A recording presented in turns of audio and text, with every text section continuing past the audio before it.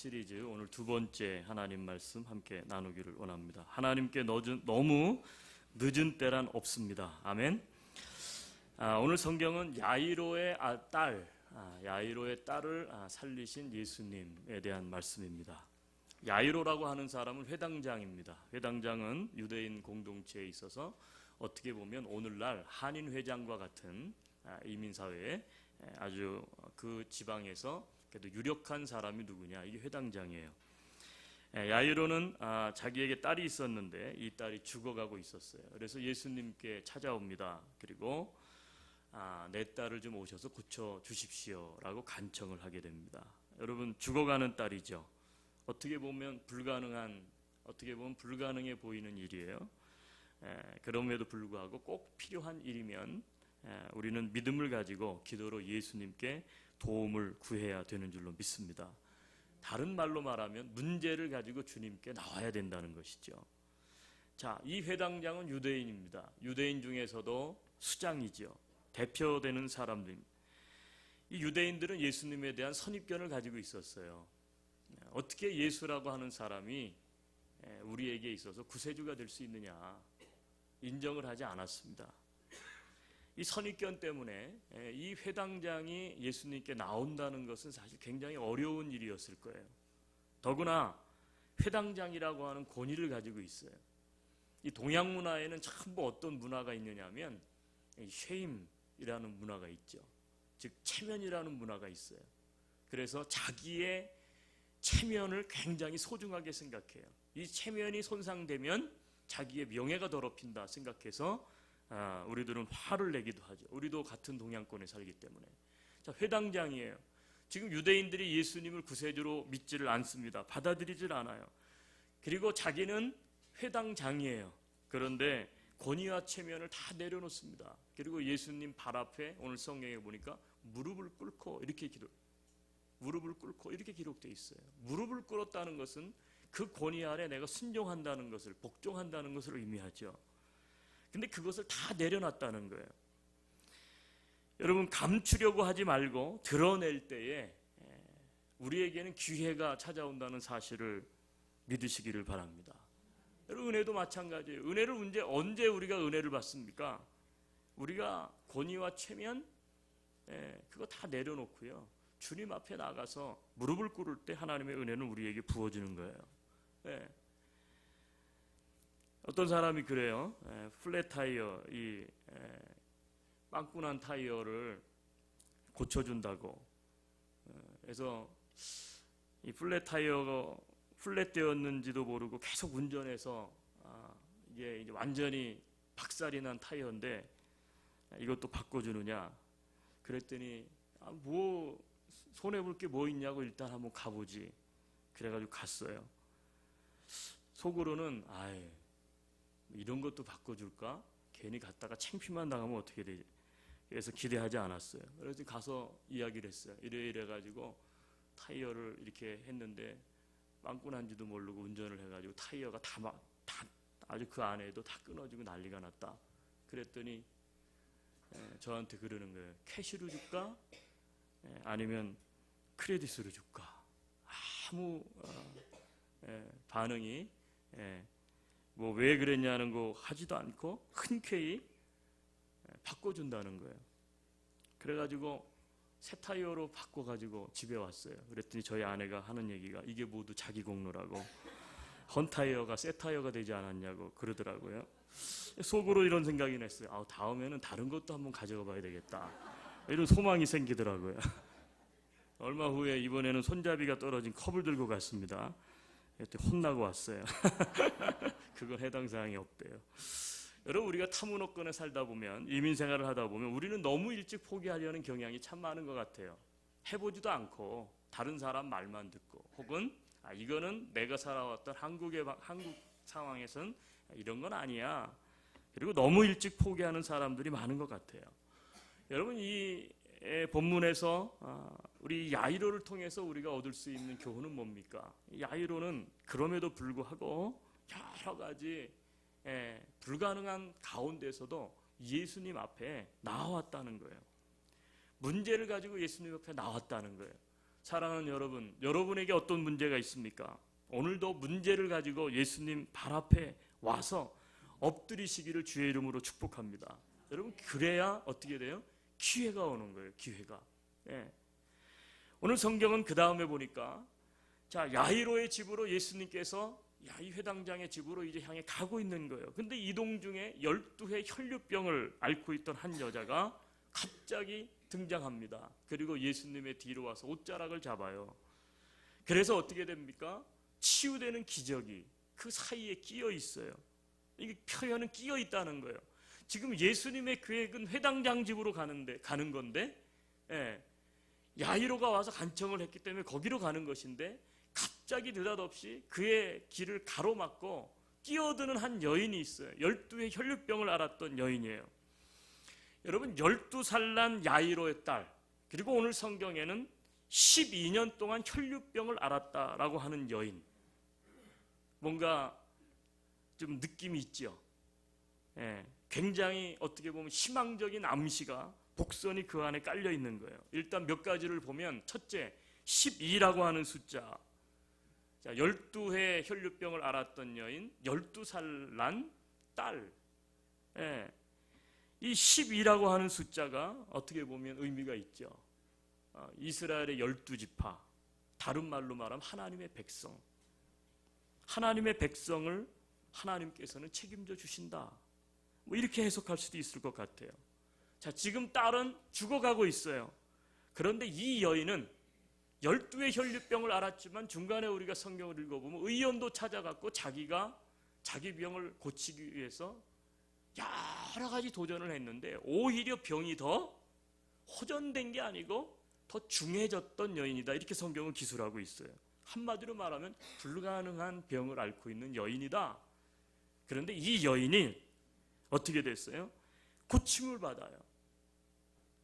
어떻게 보면 미래에 일어날 일에 대한 일종의 상관관계가 있어 보이죠. 상관관계가 보이죠. 어떤 성경학자는 이 여인에 대해서 이렇게 기술을 하는 것을 봤어요. 자, 지금 예수님의 계획은 야이로의 딸을 고치러 가는 거예요. 근데 중간에 갑자기 계획에도 없는데 예기치도 않았던 12의 혈류병을 앓은 여인이 딱 뛰어들어왔어요. 그리고는 병을 고침을 받았어요. 어떤 성경학자는 이것을 가리켜서 달려가는 믿음, 달려드는 믿음, 이렇게 표현을 했어요. 우리가 하나님의 은혜를 체험하려고 한다면 세상 사람들이 다 그렇게 생각하는 것처럼 그냥 큰 길로 가서는 안 된다는 거예요. 뛰어들어야 된다는 거죠. 뛰어들 때에 어떻게 보면 하나님의 계획 속에 이 여인은 없었을지 모르겠어요. 그런데 그 뛰어드는 믿음을 통해서 하나님의 은혜를 경험하는 거예요. 이 여인은. 여러분 혹시 이런 생각 가지고 인생을 살아가지 않아요? 그거 해보나 마나 다 그래, 뻔해. 그렇게 갖고는 안 돼. 어떤 분은 이민 오셔가지고 어떤 직업을 가지거나 하고 공부를 해도 그래요. 그건 안 돼. 난 할 수 없어. 다 사람이 다 그러는데 다 그건 안 된대. 근데요, 참 놀라운 건 뭐냐면 이 세상을 움직이는 많은 사람들이 있죠. 뭐 정치 지도자도 있고 CEO, 기업가도 있고. 근데요, 그 사람들의 삶의 이야기를 들어보면요, 다 사람들이 만류했어요. 다 만류했어. 그게 되겠어? 근데 어떻게 돼요? 딱 뛰어들었어요.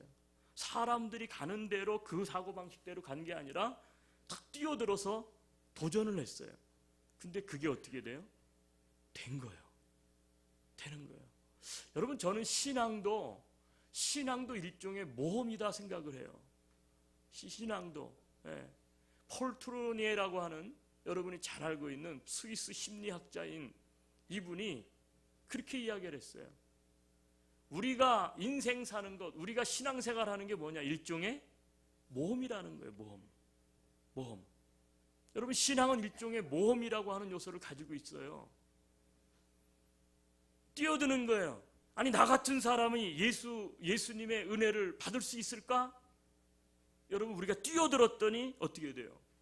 나를 구원해 주셨어요. 여리고 성이 무너질 때 라합이라고 하는 기생, 도덕적으로 윤리적으로 그 여인이 어떻게 하나님의 백성이 될 수 있습니까? 그런데 이 여인이 믿음으로 뛰어들었어요.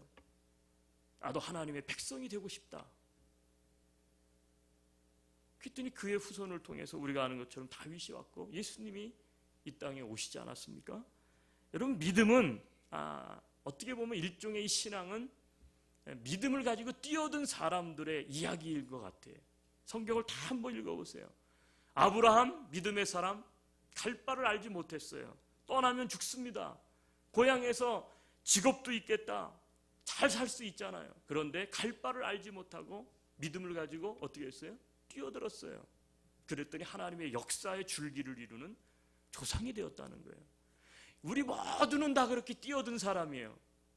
그래서 여러분을 통해, 나를 통해 우리 가정이 구원을 받고 우리 주변에 있는 사람들이 하나님의 복을 받게 된 줄로 믿습니다. 그러니까 이 여인이 범상치가 않은 거예요. 뛰어드는 여인 바라기는 여러분들도 믿음으로 좀 뛰어들 수 있는 삶을 사시기를 주님의 이름으로 축복합니다. 그래서 어떻게 돼요? 이 여인이 고침을 받았어요. 굉장히 좋은 일종의 상관관계가 있는 희망적인 메시지를 지금 담고 있어요. 자, 그런데 다른 측면에서 오늘 성경을 본다면, 자, 혈루병 여인이 끼어드는 바람에 예수님께서는 시간을 지체하게 됐어요. 딸의 상태는 더 나빠지게 되었어요. 여러분, 우리가 희망적이고 건설적인 어떤 문제를 가지고 기도하여도 오늘 두 번째 본문 말씀을 통해서 꼭 우리가 알아야 될 건 뭐냐면, 상황이 더 어려워져서 결국 절망에 나아갈 수 있음도 알아야 돼요. 자, 야이로처럼 체면도 내려놓고 권위도 내려놓고, 그렇죠? 예수님 앞에 나와서 나를 좀 고쳐주십시오, 우리 딸을 좀 고쳐주십시오, 내 인생을 변화시켜 주십시오, 엎드릴 때 기회는 오는 것은 사실이에요. 그러나 뛰어들어서 기도하고 하나님 앞에 매달린다고 해서 모든 일이 우리가 생각한 것대로 뜻대로 가지는 않는다는 거예요. 네. 욥처럼 어떤 문제는 더 나빠질 수도 있어요. 야이로에게는 어떻게 보면 이게 큰 시험이었고 테스트였죠. 예수님 앞에 다 내려놓고 왔는데, 예수님이 지금 같이 집을 향해 걸어가고 있는데 난데없이 여인이 뛰어들어서 어떻게 돼요? 시간을 지체하는 통에 자기 딸이 지금 죽어가는 거예요. 얼마나 조바심이 나겠어요. 여러분, 그 시험을 우리는 통과해야 됩니다. 우리가 이 예배당을 구입하려고 그랬을 때 뭐 잘 아시죠? 우리도 이런 경험을 했잖아요. 우리가 확신이 있어가지고 어려운 중에도 추진을 했는데, 우리가 기도하면 오히려 하나님께서 우리를 도와주시고 발생하지 말아야 될 문제도 막아주시고 뭔가가 새롭게 돼야 으쌰 그렇잖아요. 뭔가 일이 이루어지는데, 발생되지 말아야 될 일이, 생각하지도 않았던 일들이 막 발생하는 거예요. 몇 년 동안 이게 팔리질 않았는데 이 건물이, 그 건물이 팔리지도 않고 경기도 별로 안 좋은데, 우리가 이 건물을 살려고 그러니까 갑자기 어떤 경쟁자가 나타나서 우리도 사겠다고 덤벼드는 거예요. 이게 뭐예요? 오히려 그런 사람이 나타났어도 포기해야 되는 거 아니에요? 우리는 시간이 없어요. 총회의 관계도 있고 여러 가지 시간이 없어서 이거를 우리가 사지 못하면 총회로부터 그랜트도 받지 못하고, 그랜트를 주기로 약속했던 우리 교단의 단체장은 이제 은퇴를 6월 달에 앞두고 있고, 시간은 촉박한데 난데없이 주인이 휴가를 가버렸어. 일이 진행이 안 돼.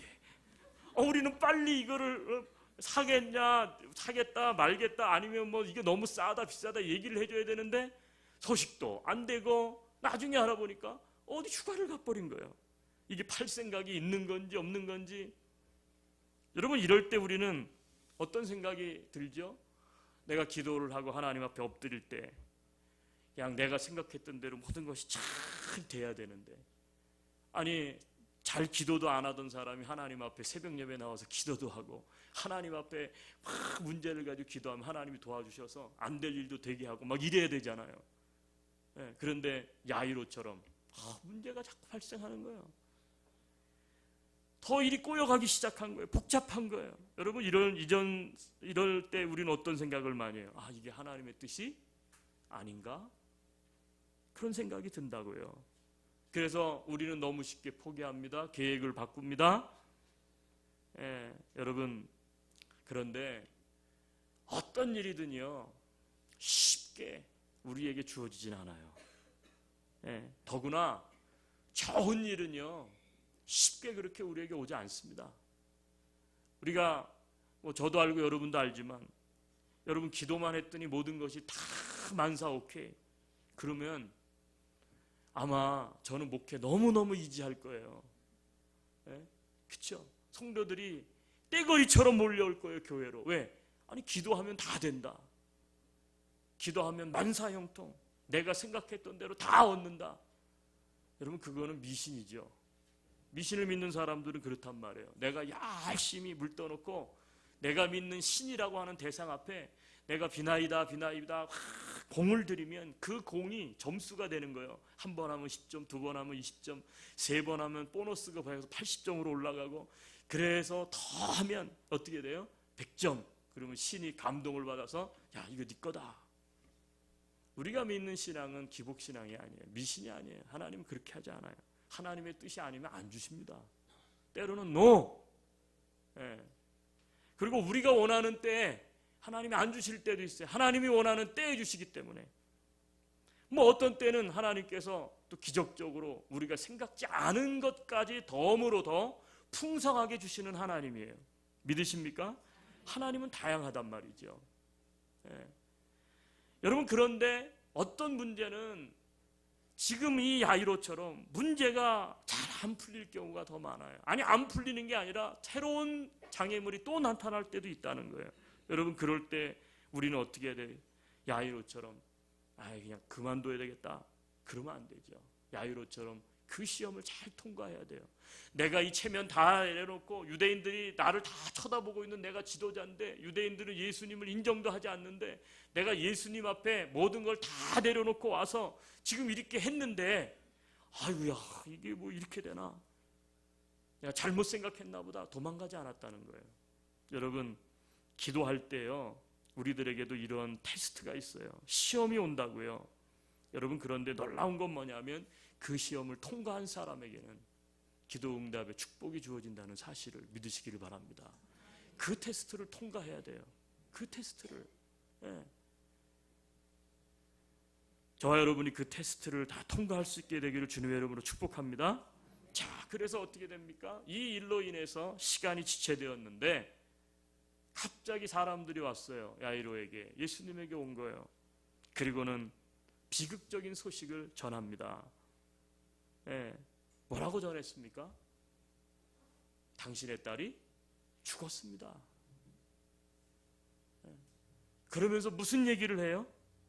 이 야이로에게, 여기에 있는 이 선생, 그 사람들은 예수님을 믿지 않으니까 선생이라고 부른 거예요. 이게 어떻게 돼요? 이 선생을 더 이상 괴롭게 하지 말아라. 예수님을 더 이상 귀찮게 하지 말라는 거예요. 어찌하여 선생을 더 괴롭게 하나이까? 끝났다는 거예요. 지체하는 동안 가능성이 조금 있었는지 모르겠지만 그 가능성도 이제는 없어졌다는 거예요. 죽었는데 더 이상 이 예수라는 사람을 모시고 집에 와봤자 무슨 소용이 있겠냐는 거예요. 이미 종결, 끝.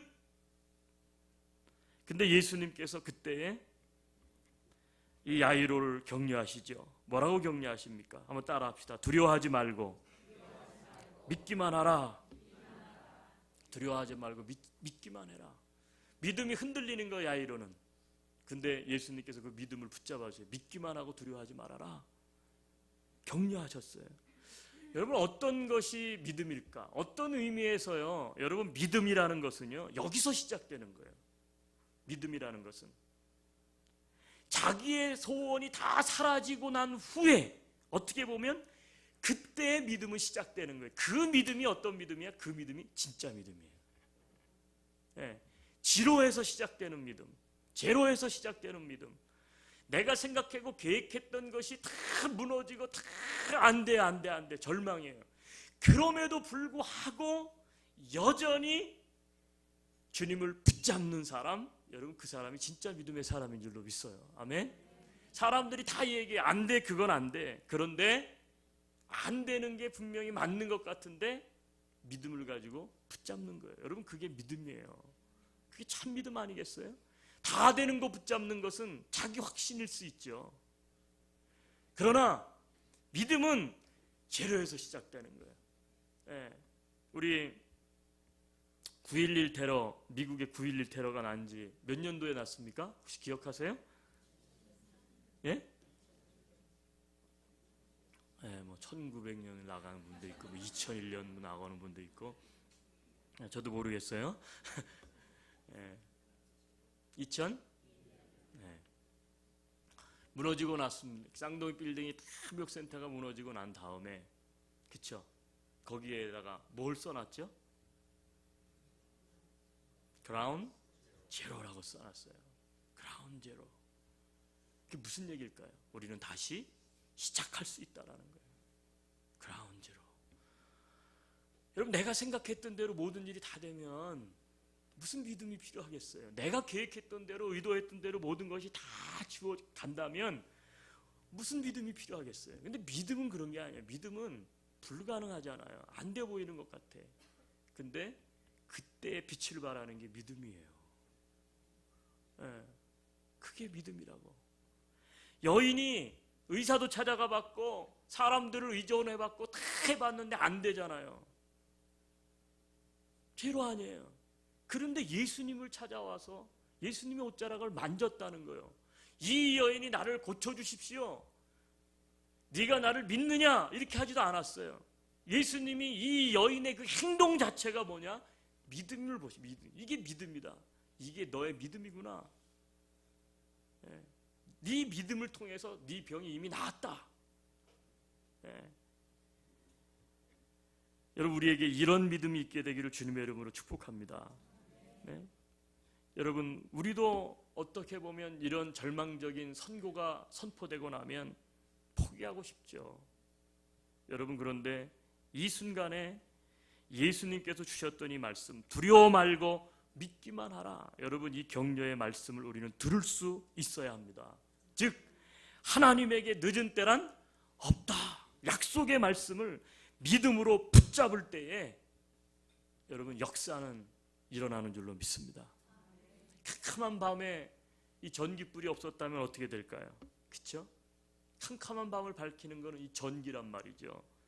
하지만 전기가 아무리 집안 구석구석까지 들어와서 선으로 연결되어 있고 설비되어 있어도요, 들어와서 자기 집에 스위치를 탁 켜지 않으면 소용이 없어요. 아무 소용없어요. 물에 빠진 사람 건지려고 하는데, 예? 줄을 던져 줄에 빠진 사람을 건지려고 하는데, 물에 빠진 사람이 살아나려면 그 줄을 믿음으로 붙잡을 때 건짐을 받고 살아나는 거예요. 여러분, 믿음의 능력은 믿음은 능력의 근원은 아니에요. 믿음은 우리 능력의 근원은 아니에요. 우리의 어떤 믿음이 능력의 근원이라면 그 하나님이 필요 없어요. 자기 체면이고, 그렇죠? 네. 분명히 믿음은 능력의 근원은 아니지만 중요한 건 뭐냐면 믿음은 능력의 통로가 되는 줄로 믿습니다. 믿음의 통로가 되는 거예요. 하나님께서 믿음의 근원이 되셔요. 하나님께서 믿음의 능력이 되세요. 능력은 주님께 있는 거예요. 근데 그 주님의 능력이 언제 베풀어지느냐? 스위치를 켤 때, 줄을 붙잡을 때, 즉 내가 믿음으로 반응할 때, 그 믿음을 통해서 하나님은 당신의 능력을 우리에게 베푸시는 줄로 믿습니다. 그렇기 때문에 흔들릴 때 가져야 되는 게 뭐냐? 큰 믿음을 가져야 되는 거예요. 우리가 최악의 절망 속에서도 주님을 믿는다면 우리는 그 믿음을 통해서 하나님의 영광의 기적을 체험하게 될 것이기 때문입니다. 야이로가요, 포기하지 않았어요. 믿음을 붙잡았어요. 예수님께서 주시는 믿음을. 자, 그래서 예수님께서 야이로의 집에 이제 도착을 합니다. 도착을 해보니까 울음소리, 곡하는 소리가 들리는 거예요. 이미 아이가 죽었기 때문이죠. 예. 예수님께서 이야기합니다. 베드로와 요한과 야고보 그리고 야이로 데리고 이제 고치려고 그래요. 그러면서 하는 얘기가 조용히 좀 하라고, 곡하지 말라고. 그러면서 예수님이 참 희한한 얘기를 해요. 죽은 게 아니고 뭐라고요? 이 아이가 잔다 그랬어요. 잔다? 아니 이런 비상식적인 언어가 어디 있어요?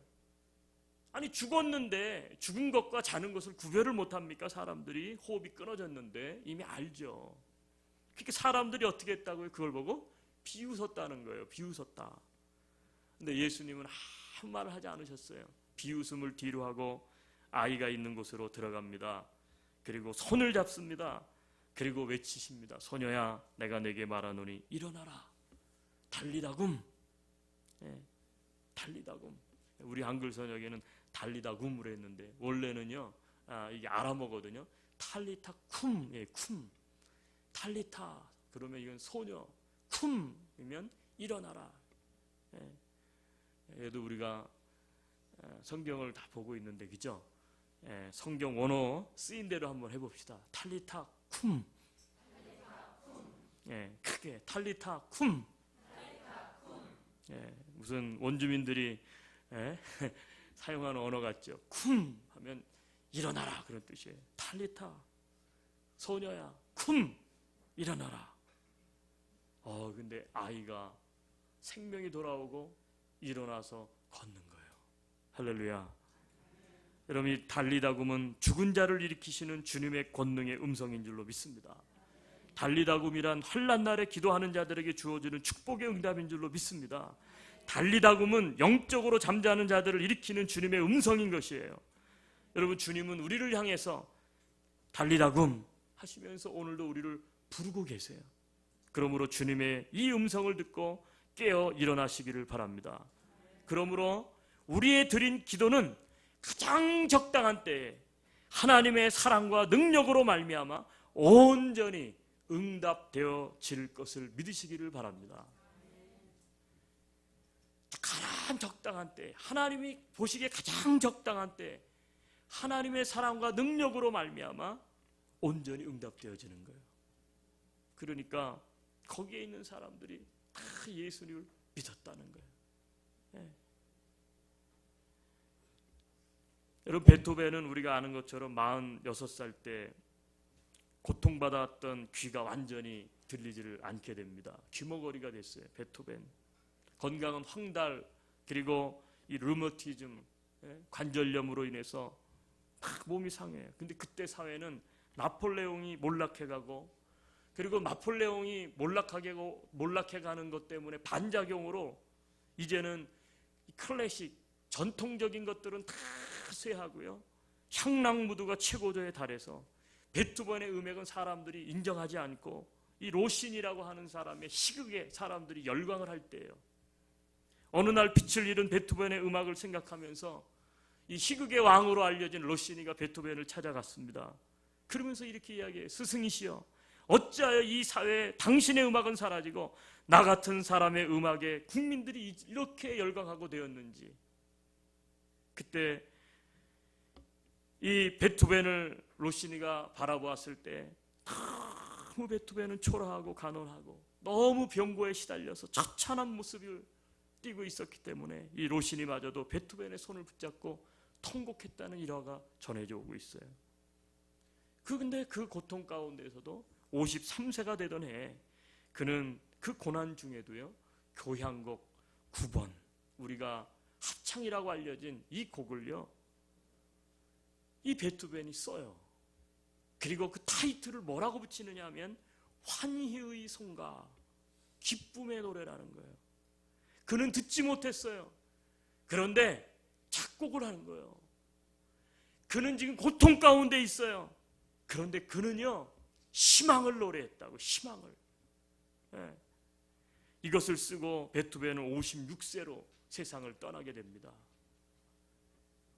1908년 미국의 뉴포트 연합회중교회 담임 목사인 헨리 반 다이크라는 사람이 바로 이 곡에다가 하나님의 백성의 믿음의 길을 가고 있는 이 세상 가운데서 좁은 길로 가고 있는 이 하나님의 사람들, 삶의 믿음의 철학을 가사로 작사를 해서 찬송가 64장을 탄생시켰어요. 제가 오늘 보니까 기뻐하며 찬송하세, 제가 큰 소리로 막 했는데도 전부 다 기쁨과 환희의 송가, 베토벤이 불렀던 환희의 송가를 여러분들은 장성곡으로 부르고 계시더라고. 다 시리어스 해갖고 막 기뻐하며 참. 예?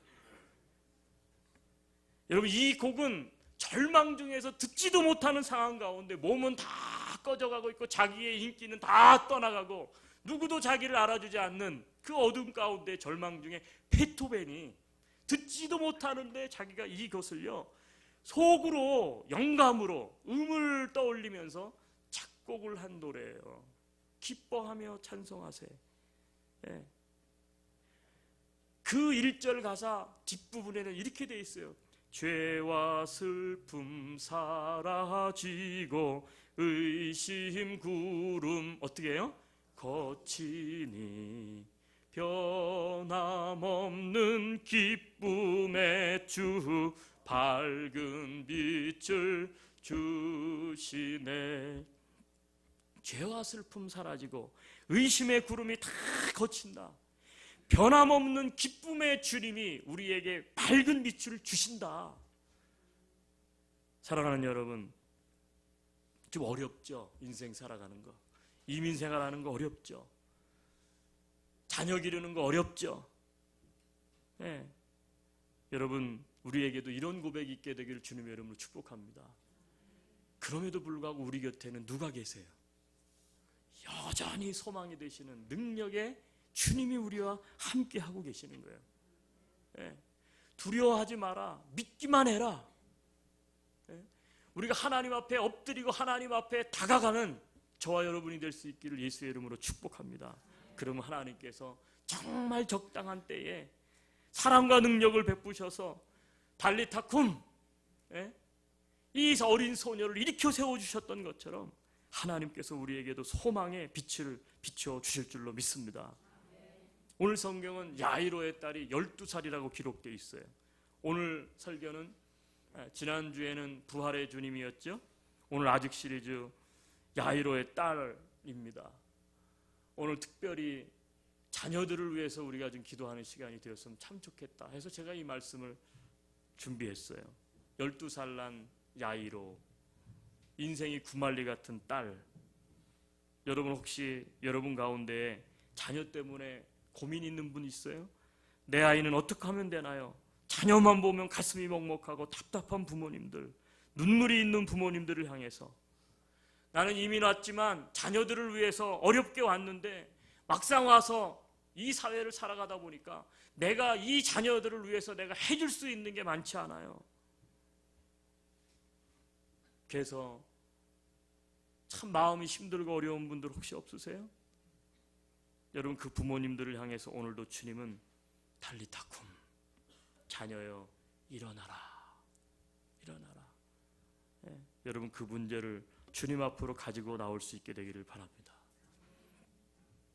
달리다굼, 이 한마디가 오늘 죽어있는 친구와 가족을 위해 기도하는 여러분들에게 들려지기를 원합니다.